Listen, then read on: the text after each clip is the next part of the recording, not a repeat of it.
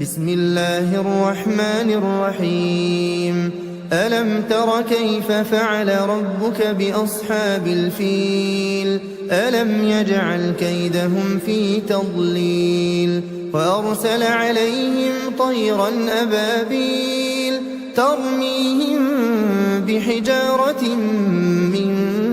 سجيل فجعلهم كعصف مأكول